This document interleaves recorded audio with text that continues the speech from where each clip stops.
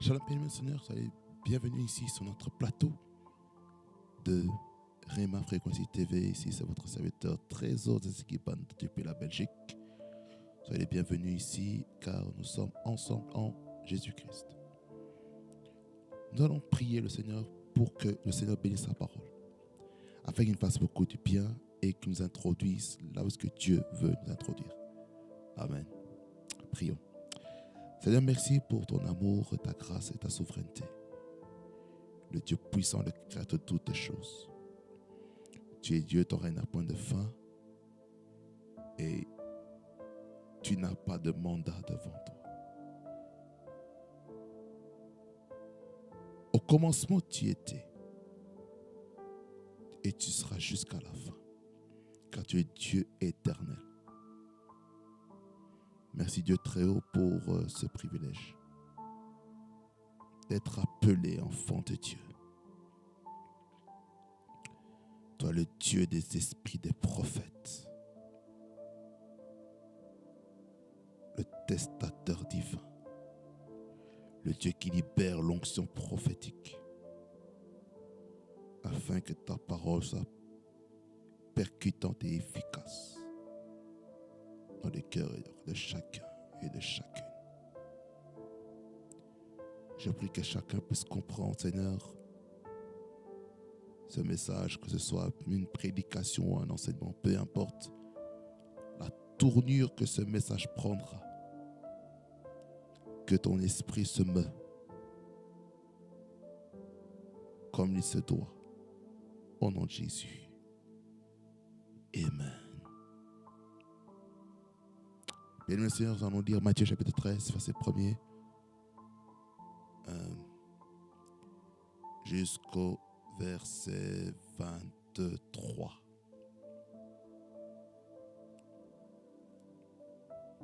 La Bible dit ceci.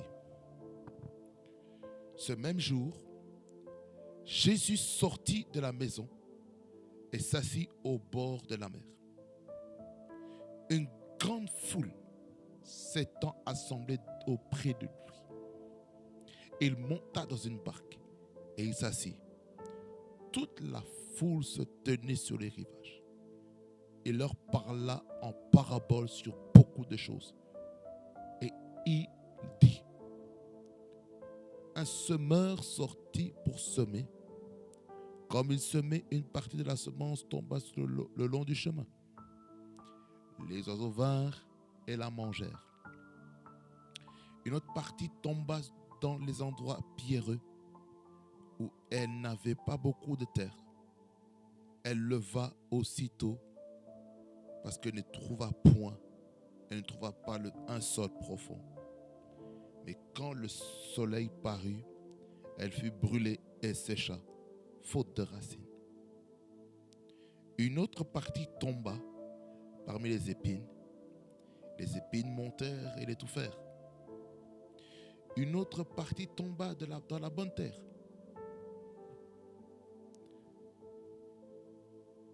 Elle donna du fruit, un grain 100, un autre 60, un autre 30.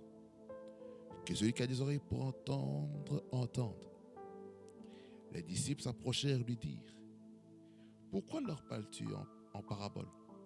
Jésus leur répondit, parce qu'il vous a été donné de connaître les mystères du royaume de Dieu, des cieux, et que cela ne leur a pas été donné. Car on donnera à celui qui a, et il sera dans l'abondance. Mais à celui qui n'a pas, on ôtera même ce qu'il a.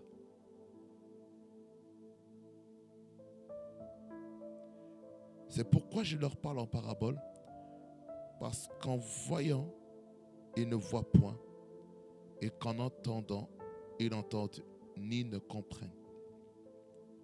Et pour eux s'accomplit cette prophétie d'Ésaïe. Vous entendrez de vos oreilles et vous ne comprendrez point. Voici, je regarderai de vos yeux et vous ne verrez point. Car le cœur de ce peuple est devenu insensible. Ils ont endurci leurs oreilles et ils ont fermé leurs yeux, de peur qu'ils ne voient de leurs yeux, qu'ils n'entendent de leurs oreilles, qu'ils ne comprennent de leur cœur, qu'ils ne se convertissent et que je ne les guérisse. Mais heureux sont vos yeux parce qu'ils voient et vos oreilles parce qu'elles entendent. Je vous le dis en vérité, beaucoup de prophètes et des justes ont désiré voir ce que vous voyez et ne l'ont pas vu, entendre ce que vous entendez et ne l'ont pas entendu. Voici donc, écoutez ce que signifie la parabole du semeur. Lorsque l'homme écoute la parole du royaume et ne la comprend pas, le malin vient et enlève ce qui a été semé dans son cœur. Cet homme est celui qui a reçu la semence le long du chemin. Celui qui a reçu la semence dans les endroits pierreux, celui qui entend la parole et la reçoit aussitôt avec joie. Mais il n'a pas de racine en lui-même. Il croit pour un temps, et dès que survient une tribulation ou une persécution à cause de la parole, il trouve une occasion de chute. Celui qui a reçu la semence parmi les épines, c'est celui qui entend la parole, mais en qui les soucis du siècle et la séduction des richesses étouffent cette parole et la rendent infructueuse. Celui qui a reçu la semence dans la bonne terre, celui qui entend la parole et la comprend. Il porte du fruit. Et un grain en donne 100, un autre 60, un autre 30. Amen. Père, sanctifie et purifie ta parole, qu'elle fasse beaucoup de bien. Et qu'elle procure la croissance spirituelle à chacun et chacune. Au nom de Jésus, sanctifie ta parole. Oint ton serviteur, afin de communiquer ta parole. Au nom de Jésus. Amen. Bien-aimés dans le Seigneur, nous allons définir, premièrement, la thématique du mois de septembre. La thématique du mois de septembre s'intitule les paraboles. Et nous commençons par la parabole des terrains. Et c'est pourquoi le titre de mon message s'intitule « Les types de terre » ou « les types de terrain » ou « les types de sol ». Vous savez, qu'est-ce qu'une parabole? Une parabole, c'est une figure de style imagée qu'un interlocuteur, qu'une personne utilise pour exprimer une pensée au travers des images, au travers des illustrations. Donc des paraboles, derrière ça, il y a toujours une leçon. Vous allez voir que dans ce message, il y a des leçons à en retirer.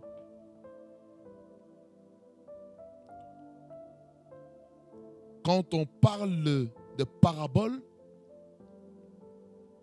on parle aussi d'un langage codé, un langage que tout le monde ne comprendra pas. Et c'est pour cela, dans le texte qu'on va toucher tout à l'heure, les disciples posent des questions à Jésus pour essayer de comprendre un petit peu ce que ça signifie cette parabole. En fait, ce que vous devez savoir, que cette parabole est une parabole très, très, très importante pour la bonne compréhension des enfants de Dieu. Écoutez. Dans Matthieu 13, verset 1 à 23, qu'on vient de lire, il y a des choses merveilleuses à dire là-dedans. Parce que c'est à partir d'ici que commence l'évangile du royaume.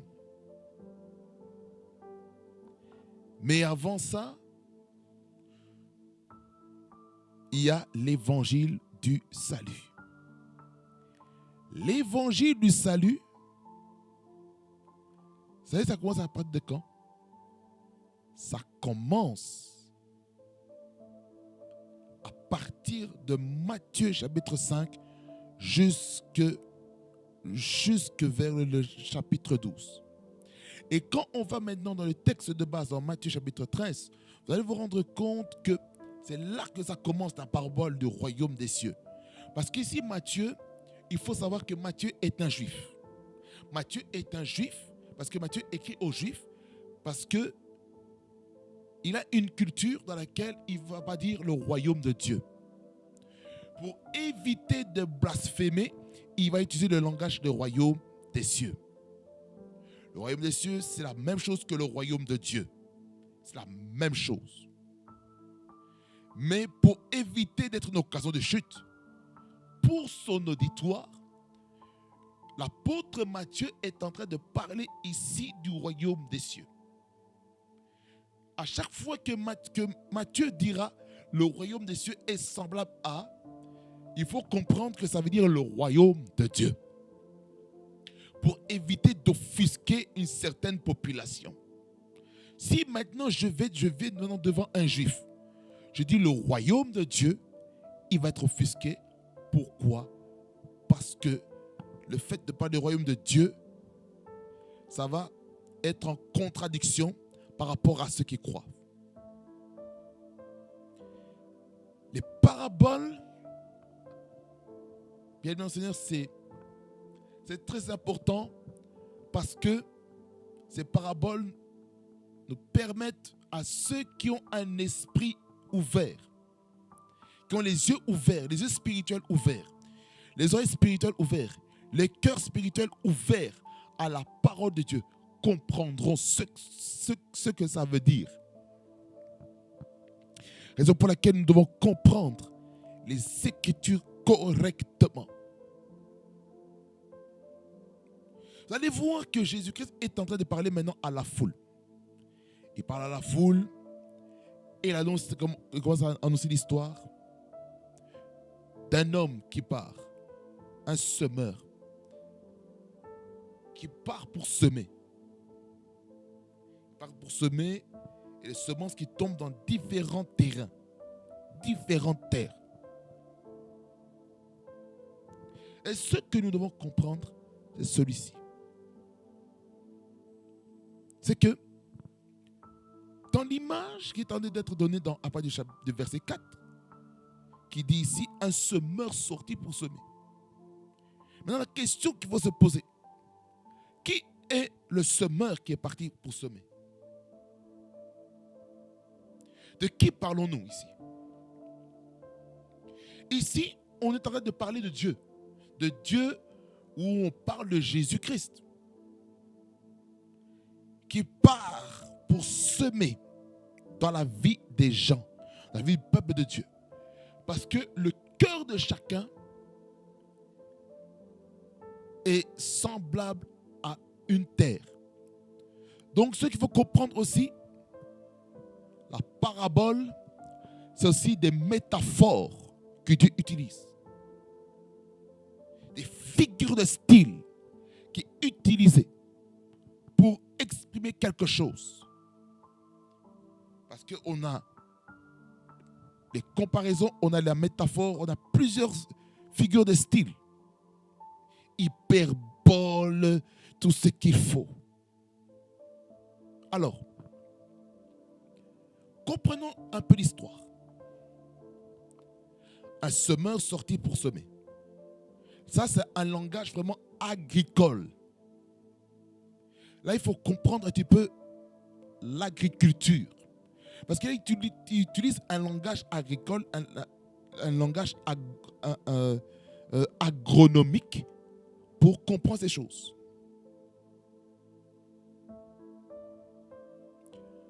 Un semeur sorti pour semer.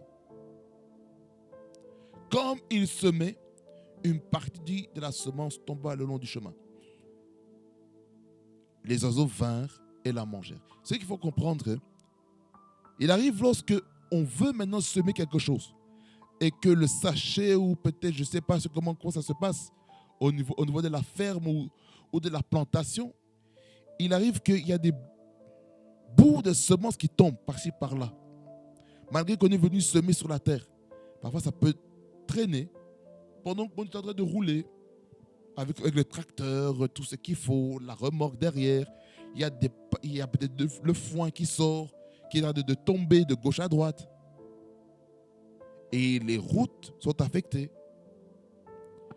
Et puis on voit ici les oiseaux vinrent et la mangèrent. Ça veut dire par là quoi? Il y a des personnes qui sont là pour manger ça, cette semence. Et puis il dit qu'il y a une autre partie qui tombe dans les endroits pierreux. Vous savez, lorsqu'on sème dans une pierre, on a des caillasses comme ça, il n'y a pas de profondeur dedans. Ça sera étouffé parce qu'il ne pourra pas aller en profondeur. Parce que quand il va faire chaud, ça va complètement sécher et tout. Mais il arrive aussi que la semence tombe dans les épines. Et les épines peuvent étouffer les bonnes choses. Quelqu'un dit Amen.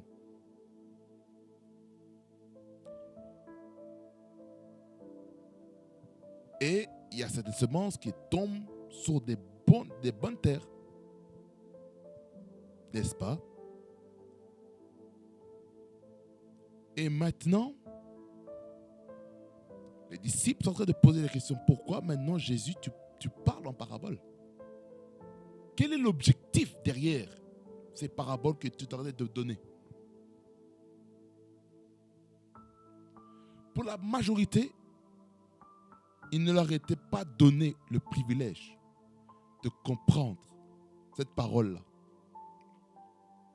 Voyez-vous? Alors, on est en train de nous expliquer des choses, le contexte de cela. C'est pourquoi lorsqu'on ne comprend pas une parabole, il faut poser des questions. Il faut poser des questions afin que chacun puisse comprendre qu'est-ce que les paraboles veulent dire. Ça, il dit ici, verset 10, les disciples s'approchèrent et lui dirent, pourquoi leur parles-tu en parabole, comme je vous ai dit tout à l'heure. Verset 11, il dit, Jésus leur répondit, parce qu'il vous a été donné de connaître les mystères du royaume des cieux, ou le royaume de Dieu, et que cela ne leur a pas été donné. Ça dit par là quoi? Si nous acceptons Jésus-Christ comme Seigneur et Sauveur, Dieu nous a donné cette capacité de connaître les mystères du royaume de Dieu. Il y a des personnes, ces paraboles-là ne sont pas destinées de comprendre. Ça veut dire par là quoi? Je peux prêcher ce message ou enseigner ce message à quelqu'un qui ne connaît pas Jésus-Christ. Cette parole-là, il ne comprendra pas. Il va dire, hein? De quoi tu parles? C'est quoi la leçon? Alors là, qu'est-ce qu'il faut? Il faut que la personne en question accepte Jésus-Christ comme Seigneur et Sauveur afin que sa vie aille de l'avant. Et puis il explique, à partir du verset 13 jusqu'au verset 15, il est de dire la prophétie qui a été dite par Ésaïe.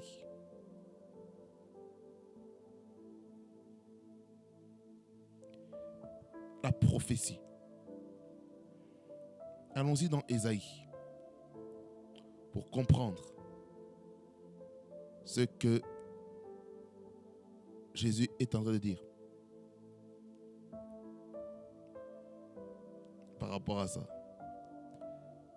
C'est dans Ésaïe, le chapitre 6. En fait, c'est ce chapitre-là dans lequel on nous révèle un petit peu la mission d'Ésaïe. Et avant que cette mission puisse prendre lieu, il y a une vision extrémissime de la gloire de Dieu qui est tellement forte. Et c'est là où qu'on voit maintenant les séraphins Ils sont en train de chanter Saint, Saint, Saint, l'Éternel des armées, la terre entière est remplie de ta gloire. Et ceux-là, ces séraphins avaient combien d'ailes? Ils avaient 6 ailes. 2 pour se couvrir la face, parce qu'ils ne pouvaient pas contempler la gloire de Dieu, parce qu'ils pouvaient être désintégrés. Il y avait des ailes pour leur dos, pour voler. Il y avait des ailes pour couvrir les pieds. Parce que le lieu où ils se tenaient, c'était tellement saint. Voyez-vous? Et puis, ce qui se passe à partir du verset 4 de Isaïe chapitre 6, il dit que les portes furent ébranlées dans leur fondement par la voix qui retentissait, et la maison se remplit de fumée. C'est quoi? C'est la gloire de Dieu. Et puis le verset 5, il dit: alors je dis, malheur à moi, je suis perdu, car je suis un homme dont les lèvres sont impures. J'habite au milieu d'un peuple dont les lèvres sont impures, et mes yeux ont vu le roi, l'Éternel des armées. De qui on parle? On parle de Jésus-Christ ici, prophétiquement parlant. Mais l'un des séraphins vola vers moi, tenant à la main une pierre ardente. Ça, c'est le feu. La pierre, c'est qui? C'est Jésus, qu'il avait prise sur l'autel avec des pincettes. C'est-à-dire que là, c'est la prière. Il en toucha ma bouche. Et il dit: ceci a touché tes lèvres, ton iniquité est enlevée et ton péché est expié. Parce que lorsqu'on est exposé à la gloire de Dieu, c'est qu'il faut comprendre, on est vulnérable devant Dieu. Là, on se voit comme si on n'est pas digne devant lui. Et bien Dieu nous purifie, Dieu nous sanctifie et nous amène à la gloire. Et puis il y a un message solennel qui vient du ciel, verset 8. Il dit: j'entendis la voix du Seigneur disant: qui enverrai-je et qui marchera pour nous? Je répondis: me voici, envoie-moi. Là, il a répondu à l'appel, là, le prophète Ésaïe. Et puis maintenant, la mission commence à partir du verset 9. Il dit: va et dis à ce peuple, vous entendrez et vous ne comprendrez point. Vous verrez et vous ne saisirez point. Rends insensible le cœur de ce peuple, endurcis ses oreilles et bouche-lui les yeux pour qu'il ne voie point de ses yeux, n'entende point de ses oreilles, ne comprenne point de son cœur, ne se convertisse point et ne soit point guéri. Voyez la prophétie qui est écrite dans Matthieu chapitre 13. C'est ce qu'il est écrit, la prophétie qui est écrite dans Matthieu 13, le verset 14 et 15. C'est ce qui est écrit dans Ésaïe chapitre 6, le verset 9 à 10. Voyez la prophétie. Donc vous devez savoir que Matthieu est quelqu'un qui rappelle l'accomplissement des prophéties des prophètes. Parce que là, on n'est pas encore dans la période de la grâce. Hein? On n'est pas encore dans la dispensation de la grâce. Là, on est encore dans la dispensation de la loi et les prophètes. Malgré que Jésus-Christ est venu sur la terre. Jésus-Christ a dit dans sa parole, dans la parole de Dieu, il est écrit que je ne suis pas venu pour abolir la loi, mais je suis venu pour accomplir la loi. Pourquoi? Parce que Jésus était conscient qu'on était toujours dans la dispensation de la loi et les prophètes. Alors, pour que cette dispensation de la loi et des prophètes soit abolie, soit accomplie, il nous faut maintenant la dispensation de la grâce ou la dispensation de l'Église au travers l'œuvre de la Pentecôte. Et c'est là que commence la fin des temps. Les signes des temps de la fin commencent le jour de la Pentecôte.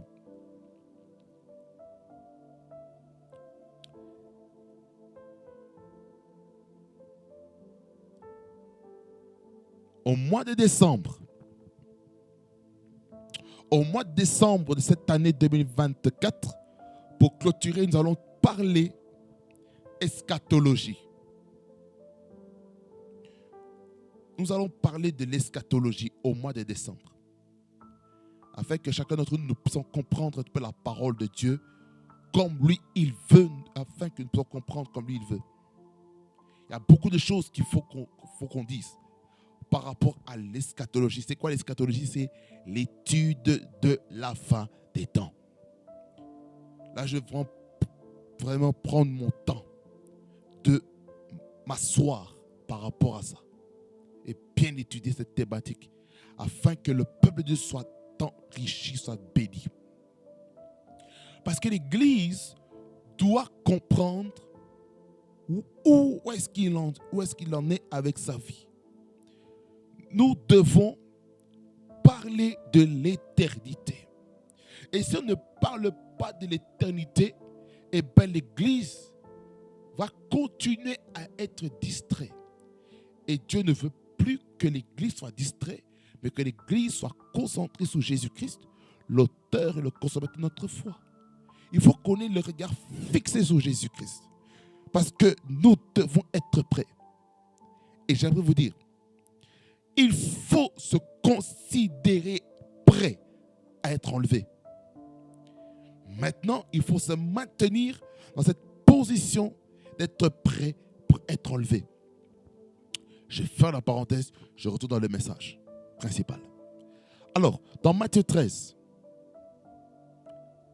on voit ici l'accomplissement des paroles prophétiques selon Ésaïe, chapitre 6, versets 9 à 10. Et là, on le voit dans Matthieu 13, versets 14 et 15. Mais Jésus-Christ est en train de dire au verset 16 que les disciples sont bénis parce que leurs yeux sont en train de voir et que leurs oreilles sont en train d'entendre ces choses. Alors, le vif de mon message, ça commence maintenant à partir du verset 18 jusqu'au verset 23. Nous allons parler maintenant des 4 types de terre qui existent. On parlait des 4 types de terre. Mais ce que nous comprenons par rapport à ces types de terre sont là par rapport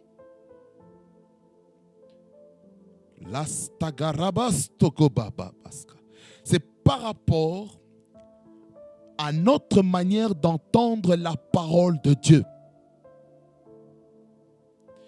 Verset 18 dit, voici donc, écoutez ce que signifie la parabole du semeur. Écoutez, soyez attentifs. Parce que chacun va se retrouver dans ce message ici. Verset 19 dit, lorsqu'un homme écoute la parole du royaume et ne la comprend pas, qu'est-ce qui se passe? Le malin vient et enlève ce qui a été semé dans son cœur. Cet homme est celui qui a reçu la semence le long du chemin. Premier type de terre, c'est quoi? Ce sont des personnes qui reçoivent la parole sur le long du chemin. Ça veut dire par là quoi? Je peux prêcher quelque chose maintenant qui peut sembler être complexe, quelque chose de simple. Mais vous n'avez pas compris parce que le diable ne veut pas que vous ayez comprendre la parole. Alors qu'est-ce qu'il fait le diable? Il vient voler. Il vient voler cette parole. Parce que le voleur ne vient que vous dérober, égorger et détruire. Jean 10, partie A. À chaque fois qu'on ne comprend pas la parole et qu'on reste dans cet état, le diable va voler cette parole. Je peux vous garantir, on ne pourra jamais aller loin si on reste dans cette première catégorie. Donc, parmi vous, peut-être certaines personnes qui me joignent ici pour la première fois, Vous n'avez jamais entendu parler de Jésus-Christ, de votre vie. C'est peut-être votre cas. On vous a prêché Jésus. On vous a prêché le royaume de Dieu. Vous n'avez peut-être pas compris la parole. Et le diable est venu voler cette semence-là qui allait sauver votre âme. Peut-être, on a peut-être dit, utiliser des termes qui étaient compliqués. Vous n'avez pas pu comprendre. Peut-être, je n'étais peut-être pas la personne qu'il fallait. Afin que vous compreniez cette parole. Peut-être Dieu m'appelle à une certaine catégorie de personnes. Afin de comprendre le langage que je suis en train d'utiliser. Voyez, premier type de terre. C'est la semence semée sur le long du chemin.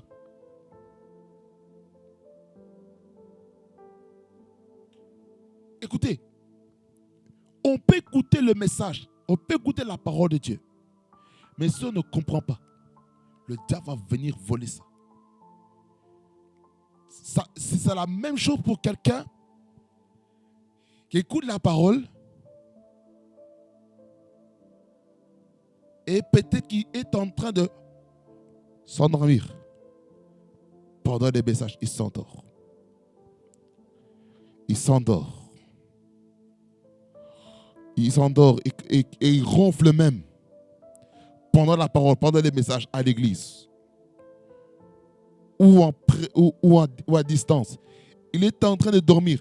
Le message est en train de tourner, mais il est en train de dormir. Il dort, il dort, il dort, il dort. Dieu est en train de le parler. Dieu a une parole pour lui. Mais le diable, il met quoi? Il met un esprit de sommeil, un esprit d'assoupissement. Il s'endort. Et il s'endort, et il s'endort, et il s'endort. Il s'endort, il s'endort, il s'endort. Au point où il n'arrive pas à être concentré sur le message.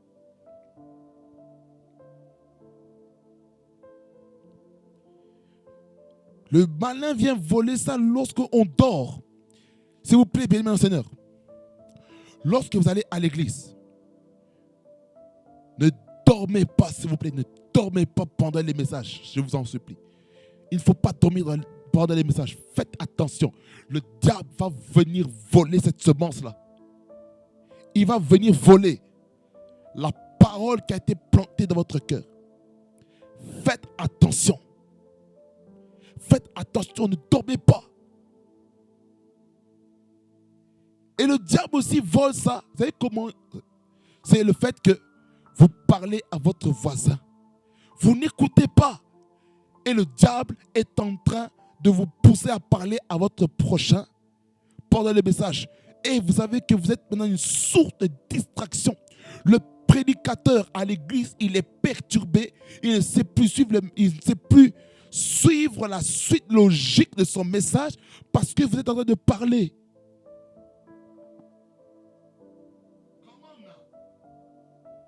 Raison pour laquelle nous devons faire attention aux personnes même à l'église qui nous distraient. Il y a des gens à l'église qui sont des agents de Satan dans le but de vous introduire dans cette première catégorie de terre. Dans le but de ne pas comprendre. Vous ne comprenez pas parce que vous êtes distrait. Vous ne comprenez pas peut-être parce que le terme est compliqué. Mais j'aimerais vous dire ceci, bien-aimés Seigneur. Les médias sont là.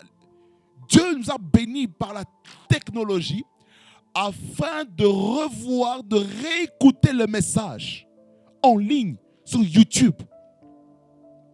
Parce que moi, principalement, les messages sont sur YouTube. Les longs messages se trouvent sur YouTube. Mais les courts messages, ça se trouve sur les autres plateformes. Parce que ici, c'est plus une chaîne de prédication et d'enseignement.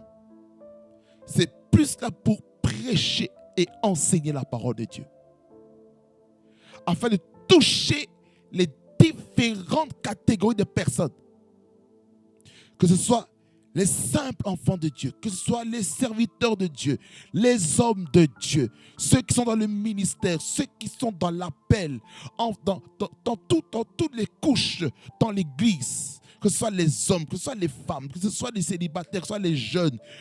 Le message, c'est pour tout le monde. C'est pourquoi chacun doit comprendre. Parce que si vous ne comprenez pas le message, vous serez comme dans la première terre. Le diable vient voler. Il vient manger cette semence-là qui a été plantée dans votre cœur afin que vous ne puissiez pas comprendre ce message. C'est grave. Alors,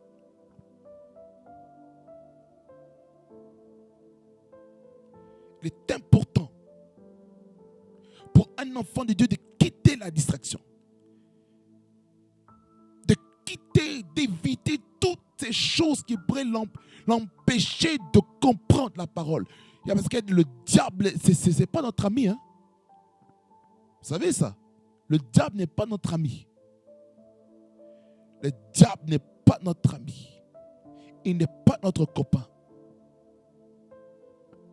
Il n'est pas notre copain. Hein? Il n'est pas notre compagnon de course. Hein?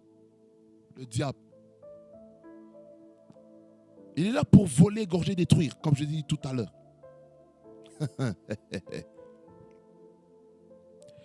Lorsqu'un homme écoute la parole du royaume et ne la comprend pas, le malin vient et enlève ce qui a été semé dans son cœur. Cet homme est celui qui a reçu la semence le long du chemin. Premier type de terre. Deuxième type de terre, verset 20 jusqu'au verset 21. Celui qui a reçu la semence dans les endroits pierreux, c'est celui qui entend la parole et la reçoit aussitôt avec joie. Mais il n'a pas de racine en lui-même, il croit pour un temps et dès que survient une tribulation ou une persécution à cause de la parole, il y trouve une occasion de chute. Deuxième type de terre, ce sont des personnes qui sont à l'église, hein. Ils ont écouté le message. Oh, fantastique message, merveilleux. Ça veut dire que ce deuxième type de terre, c'est la terre de l'effervescence. Vous savez, lorsque vous prenez par exemple soit des vitamines avec tablette effervescent ou un dafalgan effervescent ou un paracétamol effervescent, vous allez vous rendre compte que l'effervescence ne dure pas longtemps. Ça dure par exemple 2-3 minutes ou 5 minutes et puis après, il n'y a plus rien. C'est pareil avec le deuxième type de terre.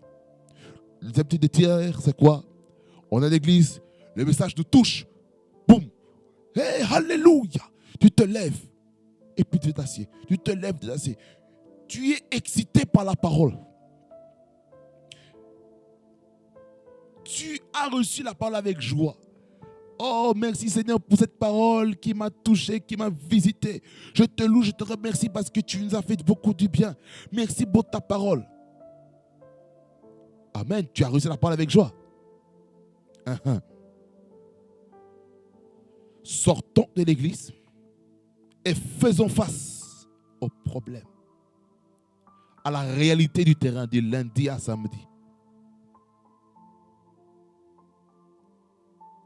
Il dit, dès que survient une tribulation ou une persécution à cause de la parole, ça dit par là quoi? Il arrive que lorsqu'on écoute la parole, on expérimente des oppositions. On expérimente des choses bizarres sur notre route, sur notre chemin. On expérimente des choses contraires à la parole qu'on a écoutée. exemple. Vous avez écouté un message qui s'intitule « Le fruit de l'esprit ». Selon Galates chapitre 5, versets 22 à 23. C'est l'amour, la paix, la joie, la patience, la bonté, la bienveillance, la fidélité ou la foi, la douceur et la maîtrise de soi. Tu te trouves dans ton lieu du travail ou tu es peut-être en couple avec ton mari ou ta femme ou avec les enfants qui commencent peut-être à taper sur les nerfs des parents. Et puis les parents commencent à péter un câble. Ils s'énervent. Mais tu as écouté le message sur la maîtrise de soi. Mais tu ne t'es pas maîtrisé, tu t'es énervé. Là, tu as perdu la parole.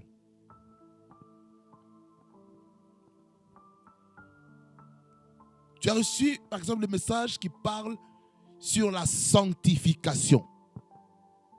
Et puis, durant la semaine, il y a quelque chose qui est en train de se faire, une tentation qui te pousse à ne pas vivre la sanctification, la sainteté, la pureté. Qu'est-ce qu'il faut faire? Il faut se battre pour que cette parole reste en nous. Dans cette seconde terre, il ne faut pas baisser la garde face aux oppositions, aux tribulations, persécutions qui peuvent arriver à cause de la parole. Lorsque la parole de Dieu te parle, par exemple, sur le disciple-là, par exemple, de sacrifier 1h45 ou 1h50 de trajet de chez toi pour aller à l'église, où est-ce que tu dois aller? La persécution, l'opposition, c'est quoi? Manque de carburant, la fatigue, la distance, ou des problèmes dans la famille, des menaces, de manière quelconque, qui va t'empêcher d'aller là où est-ce que Dieu t'attend. Voyez-vous? C'est pour ça qu'il est important, bien aimé Seigneur, de tout faire pour combattre, afin que lorsque survient la tribulation, la persécution à cause de la parole, qu'on soit fort. Il ne faut pas que cette tribulation ou cette persécution à cause de la parole de Dieu soit pour nous une occasion de chute. Nous devons rester fermes, peu importe les réalités, peu importe ce qu'il y a autour de nous, mais nous devons nous installer auprès de Jésus-Christ. Troisième type de terre, verset 22. Celui qui a reçu la semence parmi les épines, celui qui entend la parole, mais en qui les soucis du siècle et la séduction des richesses étouffent cette parole et la rend infructueuse. Qu'est-ce que ça veut dire? Ce genre de personnes, ils écoutent la parole, mais ils sont en train de penser, mes factures. Comment je vais faire pour payer mes factures? Comment je vais faire pour vivre? Comment je vais faire pour survivre? Et pourtant, dans Matthieu chapitre 6, on nous dit de ne pas s'inquiéter de quoi que ce soit, mais de chercher premièrement le royaume et la justice de Dieu. Et toutes ces choses seront données par-dessus tout. Il ne faut pas s'inquiéter du présent, parce que du présent ou de demain, parce que chaque jour se fit. Je vais aller, Matthieu chapitre 6. Ce n'était pas prévu. Pour bien comprendre le contexte, on va aller partir du verset 25 jusqu'au verset 34. Pour bien comprendre le contexte, des soucis, des inquiétudes que les hommes se font. Et c'est légitime, hein? De manière naturelle. Mais dans le monde spirituel, ce sont des attaques à la foi. Ce sont des attaques sur la parole. Il dit ceci: c'est pourquoi je vous dis, ne vous inquiétez pas pour votre vie, de ce que vous mangerez, ni pour votre corps, de quoi vous serez vêtus. La vie n'est-elle pas plus que la nourriture et le corps plus que le vêtement? Regardez les oiseaux du ciel. Ils ne sèment ni ne moissonnent et ils n'amassent rien dans des greniers.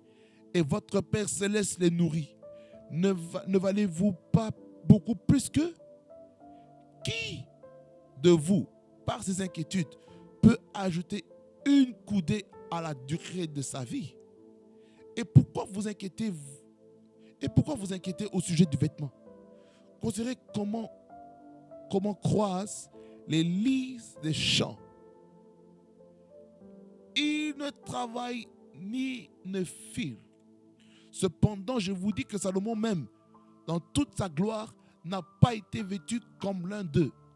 Si Dieu revêt ainsi l'herbe des champs, qui existe aujourd'hui et qui demain sera jeté au four, ne vous vêtira-t-il pas plus à plus forte raison, gens de peu de foi? Ne vous inquiétez donc point et ne dites pas: que mangerons-nous? Que boirons-nous? De quoi serons-nous vêtus? Car toutes ces choses, ce sont les païens qui le recherchent. Votre Père céleste sait que vous en avez besoin. Cherchez premièrement le royaume et la justice de Dieu, et toutes ces choses vous seront données par-dessus tout. Verset 34, ne vous inquiétez donc pas du lendemain, car le lendemain aura soin de lui-même. À chaque jour suffit sa peine. Alors, bien-aimés, enlevons les soucis, enlevons les inquiétudes. On s'inquiète trop. Oh non, je n'ai plus d'argent sur le compte bancaire. Comment je vais faire pour survivre? Comment je vais faire pour payer telle facture? Comment je vais faire pour telle chose? Oh non, j'ai plus d'argent pour le carburant. Oh non, j'ai plus d'argent pour payer telle charge. Comment je vais faire? Mon Dieu me dit, ne t'inquiète pas de ça, car Dieu prendra soin de toi. Dieu sait que tu en as besoin de ces fonds. Dieu sait que tu as besoin de cet argent. Dieu sait que tu as besoin d'une nouvelle voiture pour être à l'aise, pour être confortable. Dieu sait que tu as besoin d'un nouveau travail. Dieu sait que tu as besoin de la promotion. Dieu sait que tu as besoin d'une somme d'argent qui va te permettre d'être stable dans ta vie. Dieu sait par rapport à ça. Mais le Seigneur ne veut pas que tu puisses chercher ces choses comme des païens. Comme les gens qui n'ont pas, comme les gens qui n'ont pas Dieu. Il faut faire les choses comme Dieu veut. C'est pourquoi on s'inquiète beaucoup de choses. Oh non, je n'ai pas l'argent pour payer le Minerva de mes enfants. Oh non, je n'ai pas de quoi subvenir aux besoins de mes enfants. Je ne sais pas comment payer pour les pampers de mes nourrissons. Je ne sais pas comment faire pour telle chose. Je ne sais pas comment vêtir mes enfants. Je ne sais pas comment faire pour parler à tel membre de ma famille. Je ne sais pas comment faire telle chose. Comment mon fils va vivre actuellement. Je suis inquiet parce qu'il n'a pas de nourriture chez lui à la maison. Qu'est-ce que je dois faire? On s'inquiète trop de choses. On a trop d'inquiétudes. Et Dieu ne veut pas qu'on s'inquiète de quoi que ce soit. Pourquoi s'inquiéter? Pourquoi s'inquiéter des richesses de ce monde? L'or et l'argent appartiennent à notre Dieu. Dieu sait qu'on a besoin de l'or et de l'argent. Dieu sait qu'on a besoin des finances. Dieu sait cela. Dieu sait qu'on a besoin de ça pour vivre.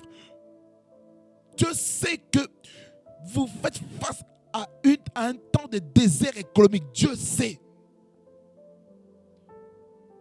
Dieu sait que vous avez essayé toutes vos ressources. Vous avez appelé tel frère en Christ. Vous avez essayé d'appeler tel serviteur de Dieu pour vous aider. Vous avez essayé d'appeler vos membres de famille pour vous aider. Vous avez appelé vos amis. Vous avez appelé vos connaissances.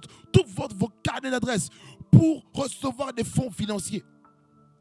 Mais Dieu veut vous faire comprendre que la vraie source de providence, ce ne sont pas les hommes. C'est moi, ta providence. On s'inquiète trop de choses.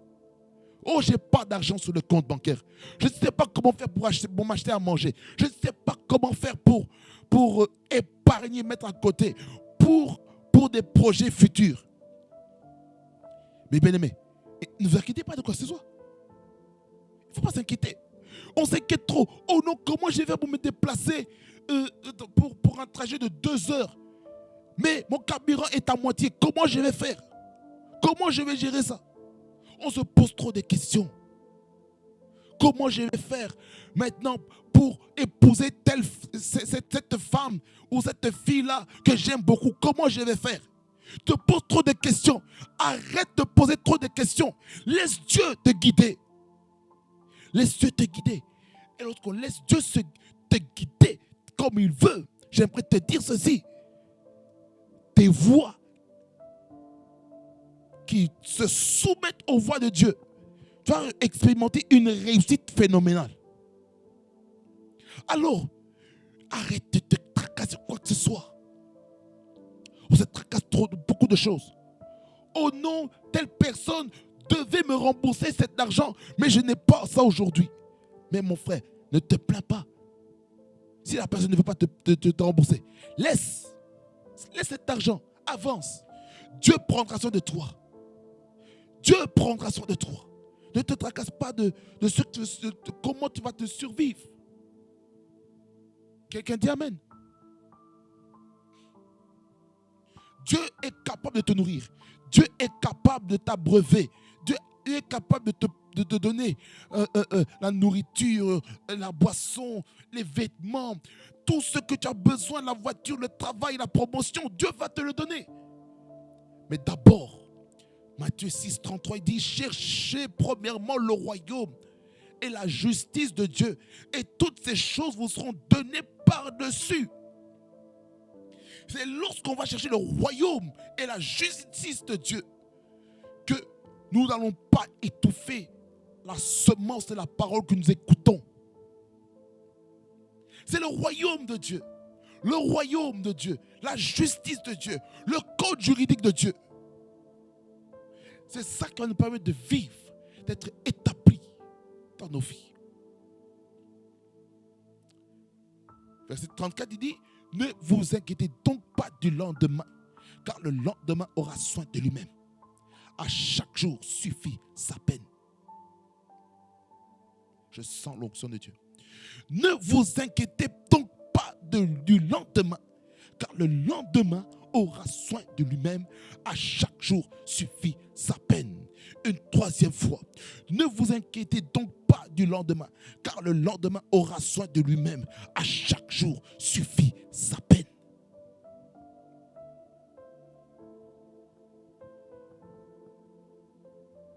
Alors, lorsqu'on revient dans Matthieu 13, qui est notre chapitre principal, verset 22. Je relis encore. Il dit, celui qui a reçu la semence parmi les épines, c'est celui qui entend la parole. Il a écouté la parole, mais en qui les soucis du siècle et la séduction des richesses étouffent cette parole et la rendent infructueuse. La Bible dit dans Romains chapitre 12, verset 2, ne vous conformez pas au siècle présent, mais soyez transformés par le renouvellement de l'intelligence, afin que vous connaissiez, afin que vous discerniez la volonté de Dieu, ce qui est bon, agréable et parfait. Le siècle présent, c'est le monde, c'est le système de ce monde.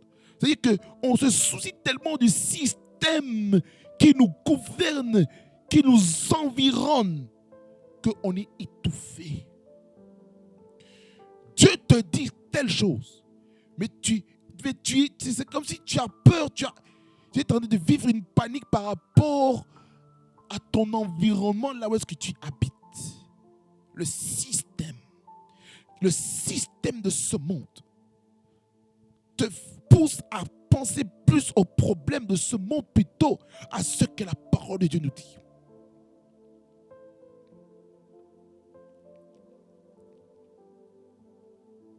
Alors,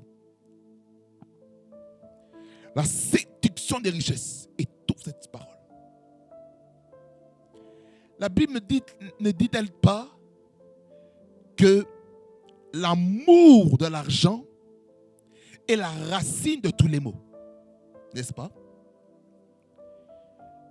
L'amour de l'argent est la racine de tous les maux. Il faut avoir l'argent. Il faut avoir les ressources financières. Il faut en avoir pour les intérêts du royaume. Mais si tu aimes l'argent comme une idole, alors là, ça devient une racine de tous les maux. Parce que certaines personnes, pour s'enrichir, ils doivent se prostituer. Certaines personnes, pour s'enrichir, ils doivent escroquer de l'argent. Il y a d'autres personnes qui doivent faire maintenant du blanchiment d'argent. Il y a d'autres qui doivent maintenant dealer, vendre de la drogue. Toutes ces choses-là qui peuvent détruire le corps, qui peuvent détruire l'âme et qui peuvent même détruire ton esprit. Si seulement si tu te répands, ces choses-là ne n'auront pas de l'effet. Alors, bien aimé Seigneur, ne faisons pas de l'argent un idole. Parce que la Bible nous dit aussi, personne ne peut servir deux maîtres à la fois. Il aimera l'un, il haïra l'autre. On ne peut pas servir en même temps Dieu et Mammon. Mammon, c'est une entité spirituelle qui contrôle les richesses. La question que j'aimerais vous poser, Église, et je parle aussi aux dirigeants de l'Église et aux membres. Dans l'Église locale où vous êtes, est-ce que l'argent est un serviteur ou un maître?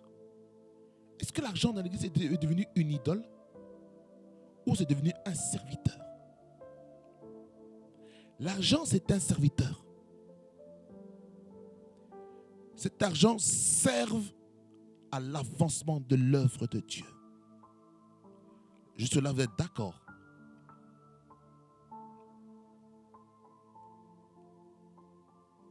Je vais toucher un peu cette partie de la gestion financière de l'Église.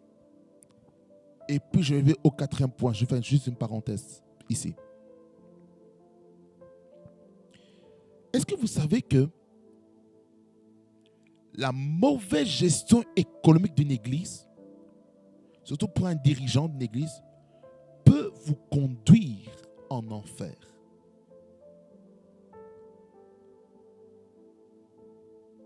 Il y a eu pas mal de témoignages des personnes qui ont vu des prédicateurs, certains prédicateurs en enfer, parce qu'ils ont mal géré les ressources financières de l'Église. Maintenant, j'aimerais vous poser encore une question.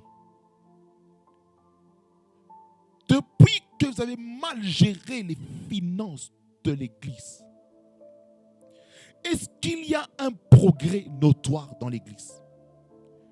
Au niveau du bâtiment, au niveau des différentes pièces, des différentes salles polyvalentes qu'il y a dans l'Église? Posons-nous des questions. Est-ce que cet argent qui peut être utilisé pour vous-même au point de négliger les besoins élémentaires de l'Église, est-ce que ça a avancé votre vie? Est-ce que ça a avancé le peuple de Dieu? Est-ce que ça a avancé au niveau confort de l'Église? Posons-nous des questions. Et si dans l'Église il y a des problèmes, s'il y a des fuites d'eau dans les sanctuaires, dans les églises, si maintenant il y a des fissures par-ci, par-là, s'il y a des moisissures dans les sanctuaires, dans les toilettes, ou dans les bureaux, ou dans les salles d'accueil pour des nouveaux, il faut nous poser des questions. Il faut qu'on se remette en question. L'église, bâtiment, le temple est en train d'être en ruine, tandis que vous-même, vous vivez dans le luxe et dans le confort. Et Dieu, qu'est-ce qu'il dit de ça? Écoutez.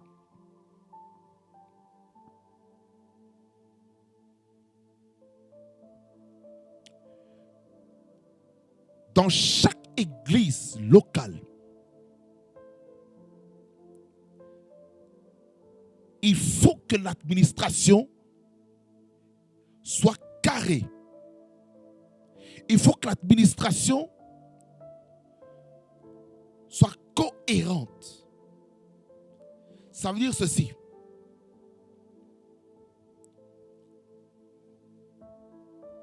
Dans l'église, il doit avoir un comptable. Et ce comptable-là ne doit pas se servir de cet argent pour sa propre consommation. Il faut qu'il y ait un vrai trésorier de l'église qui est intègre aux yeux de la loi. Combien d'églises ont leur compte annuel publié au Moniteur belge, à la BNB, Banque nationale de Belgique, pour ceux qui sont en Belgique. Je ne sais pas ce qu'il y en est par rapport aux autres nations.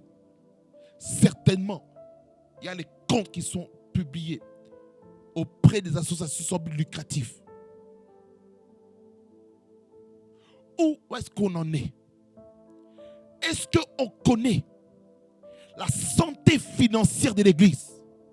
Est-ce qu'on connaît le fonds de roulement de l'église? Est-ce qu'on connaît le besoin de fonds de roulement de l'église? Est-ce qu'on connaît le cash flow, la trésorerie de l'église?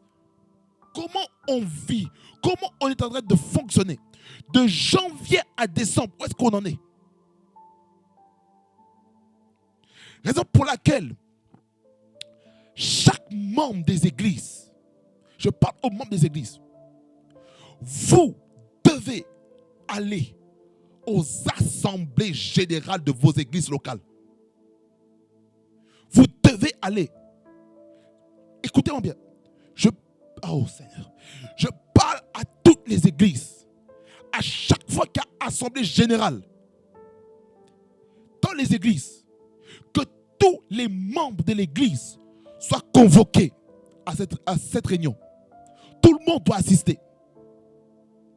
Chaque membre de l'église doit assister afin de savoir comment l'église a été gérée l'année. Par rapport aux dîmes, combien on a donné. Par rapport aux offrandes, combien on a donné. Par rapport aux différents programmes, combien a été sorti. Par rapport aux charges, combien on a dépensé. Par rapport aux investissements, qu'est-ce qu'on a acheté et combien ça a coûté. Savoir aussi le tableau d'amortissement, combien il y a. Ça se passe combien d'années ce meuble-là va rester là. Il faut qu'on se mette en question par rapport à la gestion. Dieu fait de nous des gestionnaires. Et certaines personnes sont des mauvais gestionnaires des ressources financières que Dieu leur donne. Que ce soit de manière personnelle, mais là je parle par rapport à l'église.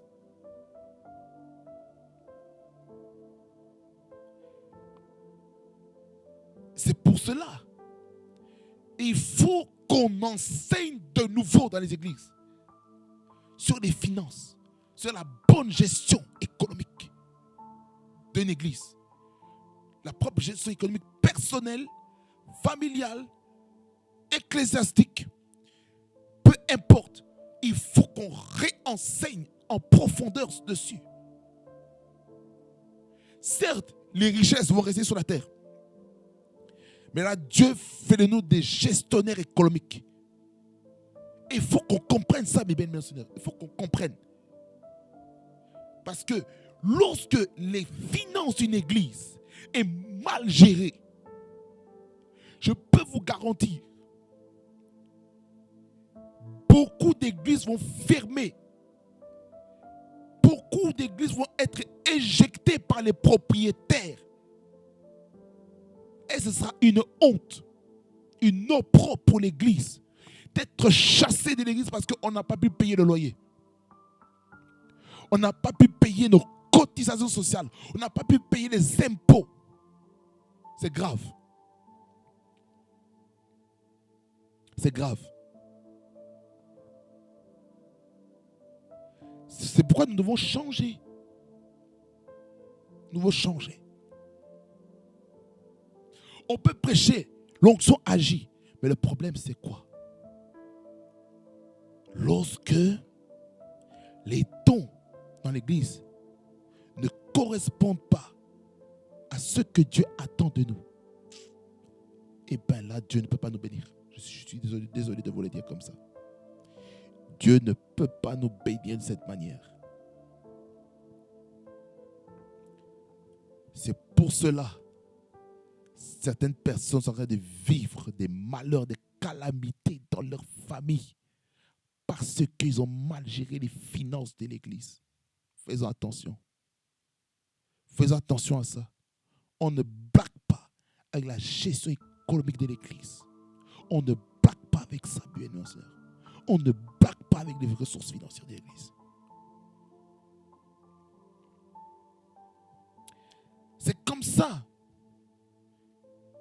que les messages de prédication sont infructueux parce qu'on se soucie des richesses.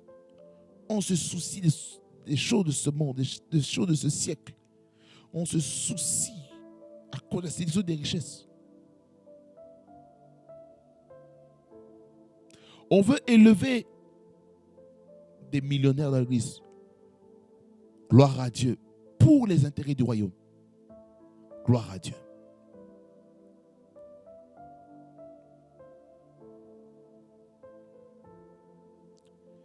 Mais pour être millionnaire ou milliardaire, il faut être constant, économiquement parlant. Il faut comprendre les principes de la création de la richesse. Là maintenant, je suis en train de parler maintenant de la création de la richesse. Ce n'est pas le thème. Je ferme. Je retourne dans le message. Pour éviter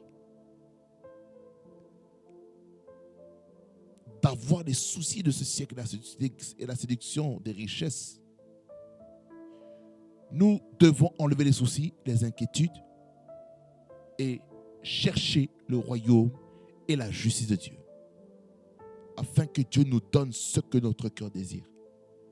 Si nous cherchons le royaume et la justice de Dieu. Dernier type de terre et je m'arrête ici. Verset 23. Celui qui a reçu la semence dans la bonne terre, celui qui entend la parole et la comprend. Il porte du fruit et un grain en donne 100, un autre 60, un autre 30. Qu'est-ce que ça veut dire ici? Première partie. Le quatrième type de terre, ce sont des personnes qui ont compris la parole de Dieu lorsqu'ils ont commencé à l'écouter. Certains vont beaucoup comprendre le message. D'où la seconde partie. Un grand en donne 100. Il y a d'autres qui ont compris l'entièreté du message. Il y a d'autres qui ont compris le message à 2 tiers, 60%. Il y a d'autres qui ont compris le message à 30%. Aussi longtemps qu'il y a un highlight reel du message qui était prêché depuis le début jusqu'à la fin et que tu as pu écrire dans tes notes, et bien je vais te dire ceci, mon bien-aimé, c'est déjà le commencement de la compréhension. C'est très important. Alors, bien aimé dans le Seigneur, on va résumer les 4 types de terre. Premier type de terre sont des personnes qui écoutent la parole et qui ne comprennent pas. Et le diable vole cela. Deuxième type de terre, c'est la terre dans laquelle une personne écoute la parole et reçoit avec joie. Mais quand il y a l'adversité, eh bien, elle tombe. Et ça devient une occasion de chute. Donc, deuxième, c'est les pierres rocailleuses.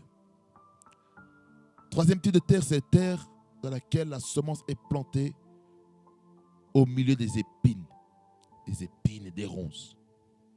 Des personnes qui écoutent la parole, mais les soucis de ce siècle et la séduction des richesses étouffe la parole. Et ce qui fait que c'est inutile pour lui d'écouter la parole. Parce que lui là, il est parti dans ses soucis, dans ses tracas. Quatrième chose, ce sont des personnes qui comprennent la parole lorsqu'ils écoutent la parole. Mon frère, ma soeur, parmi ces 4 terres, où te situes-tu par rapport à ce message et aussi par rapport aux autres messages que j'ai pu prêcher ou enseigner sur cette chaîne YouTube? Où te situes-tu? Est-ce que tu fais partie de ceux, lorsqu'ils ont écouté, ceux qui m'ont écouté au son de ma voix, n'avaient pas compris? Soit parce que c'était trop fort, soit parce que le langage était trop compliqué. Est-ce que ce message-ci vous avez fait perdre le fil? Est-ce que ce message-ci vous a fait fuir? Est-ce que ce message-ci vous avez fait dégoûter, je ne sais pas comment? Posons-nous des questions. Première terre. Est-ce que je suis là-dedans? Est-ce que j'ai compris le message que j'entends? Même le prédicateur, là, lorsqu'il écoute un message, une prédication, un enseignement, de la part de son père spirituel, de sa mère spirituelle, que ce soit les prédications, l'enseignement, la sagesse prophétique, est-ce qu'il comprend la parole? Vous voyez? Première terre. Deuxième question. Lorsque vous êtes dans la deuxième terre, est-ce que lorsque tu enseignes ta parole avec joie, est-ce que tu es prêt à être éprouvé par rapport à la parole, par les persécutions, les oppositions? Est-ce que tu es prêt pour ça? Si tu n'es pas prêt pour ça, j'aimerais te dire que tu vas trouver une occasion de chute. Ça veut dire par là quoi, ce manche-là ne portera pas de fruits, elle va brûler. Parce qu'il n'y a pas de racines. Ceux qui sont enracinés, peu importe les tribulations, les oppositions, ils tiendront ferme. Troisième type de terre. Est-ce que tu te soucies du siècle présent? Est-ce que tu te soucies de l'argent? Est-ce que tu te soucies des richesses de ce monde? Est-ce que tu as été séduit? Posons-nous des questions. Si c'est le cas, mon frère, ma soeur, il n'y aura pas de fruits. Parce que les épines auront étouffé cette bonne parole. Trop de soucis. Ça étouffe la foi. Ça étouffe le prophétique dans la vie de la personne. Mais tu es béni si tu te trouves dans la quatrième terre. Que tu aies un peu compris le message. Tu as compris le message à moitié, aux trois quarts, ou tu as compris le message entièrement. Gloire à Dieu. Peut-être lorsque tu vas encore écouter le message, tu vas encore mieux comprendre le message, mais d'une autre manière. Excusez-moi, parce que le Saint-Esprit te parlera. Il t'attira l'attention sur quelques détails que peut-être que tu n'as peut-être pas fait attention au culte, à l'église ou à distance. Amen. Que le Seigneur nous aide dans cette parabole à écouter la parole de Dieu, à la comprendre et à la mettre en pratique. Que le Seigneur vous bénisse abondamment et il fasse beaucoup de bien. Seigneur, je te remercie pour cette parole qui te fait beaucoup de bien. Ma prière est celui-ci. Que chacun puisse comprendre ta parole, la capter et la saisir, afin d'être enraciné dans tes préceptes, au nom puissant de Jésus. Là, parce que le diable a voulu voler la semence de la parole, par la distraction, par le sommeil, par l'assoupissement, par le fait de dormir, que le diable soit chassé dans la vie de cette personne qui se trouve sur cette première terre au nom de Jésus-Christ.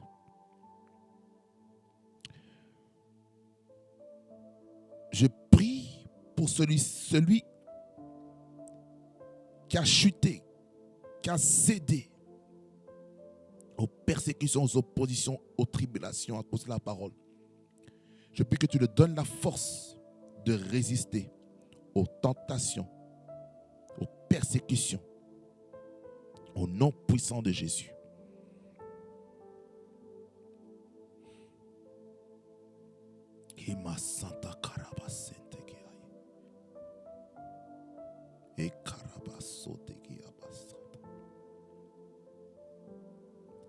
Fais sortir cet homme et cette femme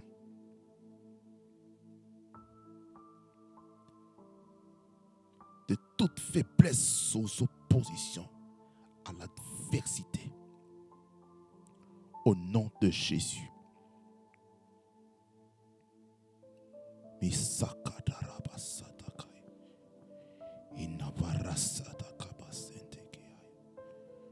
Santa Karabasenteki Abakasi. Ikato Karabasoto Kobarata Sataka Baba. Ekapasota Kabayende Korobosini Abakasi. Roposiki da Brasteki Abapayasata. Ipasoko Brasta Kabayasente.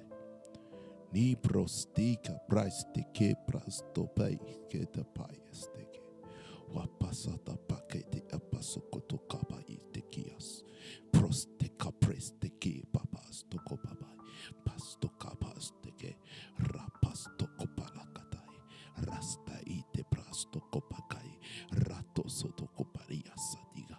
Vente krasto bateresteke palastakai. Rapastoko payasteke digi maustobe. Raposteke prastoko palatakai. Rasteki apasotoko pai. Rapostaka paradas. Esteke bastokoras. Teki hasta paterigesteke. Que celui qui était dans la troisième terre, qui a laissé le souci de ce siècle, la séduction des richesses, l'étouffer, qui sort des inquiétudes, qui sort des soucis, qui puisse se focaliser sur Jésus, qui puisse chercher ton royaume et ta justice, ô Dieu, afin que toutes ces choses qu'il demande lui soient accordées lorsqu'il te cherche, lorsqu'il connaît son identité en Christ.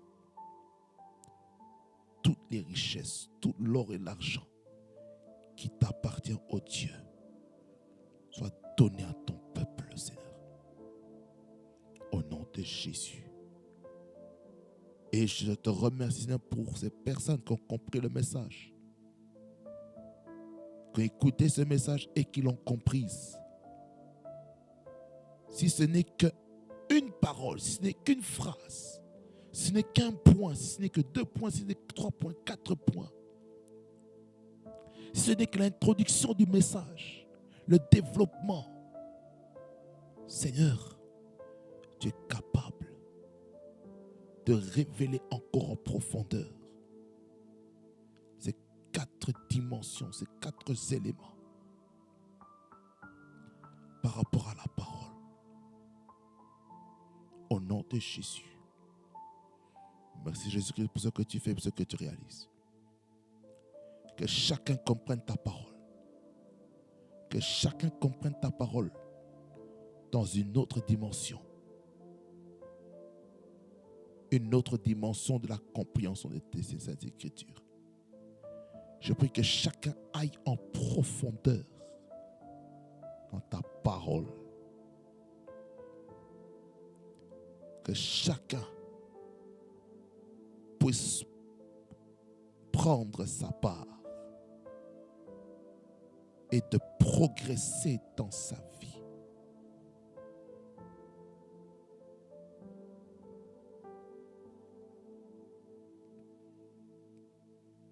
Reposata karabasata. Leta brasta kabastege ya prasto bakai. Losta kabrosta kabaistege maustega. Je prie que cette parole demeure dans le cœur de chacun. Que cette parole serve, Seigneur, de boussole. Que cette parole serve de miroir. À chaque fois qu'une personne écoutera un message, que ce soit par moi-même ou par une autre personne ou par le pasteur principal de chaque personne qui m'écoute au son de ma voix, qu'il soit positionné afin, Seigneur, de ne pas être dans les tracasseries, dans les problèmes. Au nom de Jésus. Au nom de Jésus, que ta puissance soit manifeste. Au nom puissant de Jésus-Christ. Souffle l'Esprit de Dieu. Souffle l'Esprit de Dieu. Souffle l'Esprit de Dieu. Souffle l'Esprit de Dieu. Afin que chacun comprenne ta parole. Que l'Esprit de la compréhension des Écritures se repose sur la vie de ton peuple maintenant au nom de Jésus. Rapose te karanomaïs te kababababaska.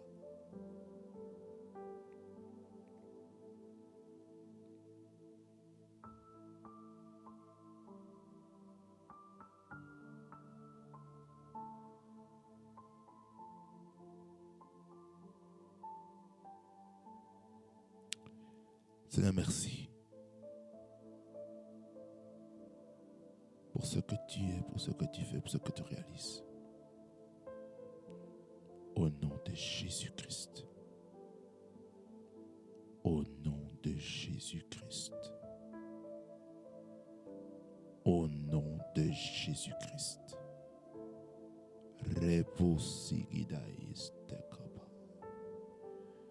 Le Dieu des esprits des prophètes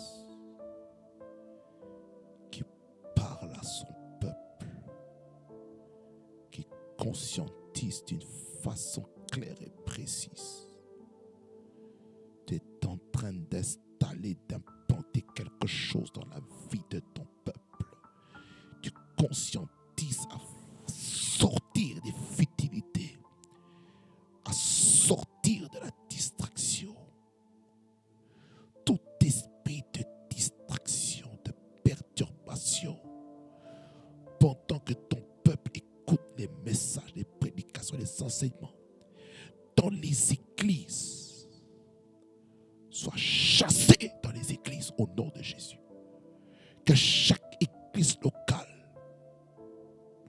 soient des centres de formation. Des centres où, Seigneur, l'aspect intellectuel est développé. Pas seulement le côté spirituel.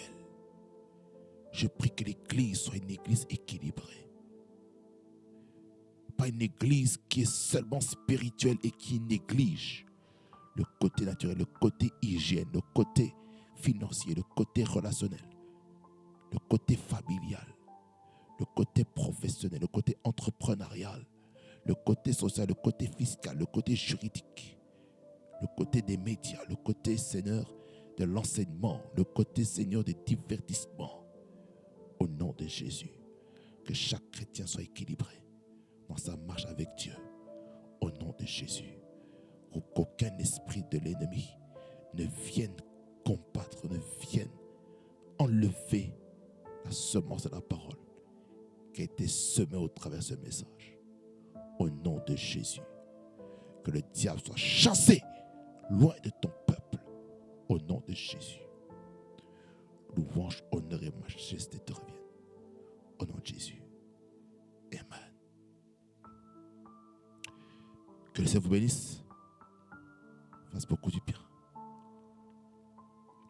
On reste ensemble en Jésus-Christ. Parce que le Seigneur a encore des choses à nous dire. Amen. Je sens une forte onction ici. Je sens une forte onction ici. Mais je dois vous laisser. Parce que Dieu a quelque chose de merveilleux à faire avec vous. Amen. Rema Frequency TV, le réseau de la gloire de Dieu. Soyez bénis au nom de Jésus-Christ. Et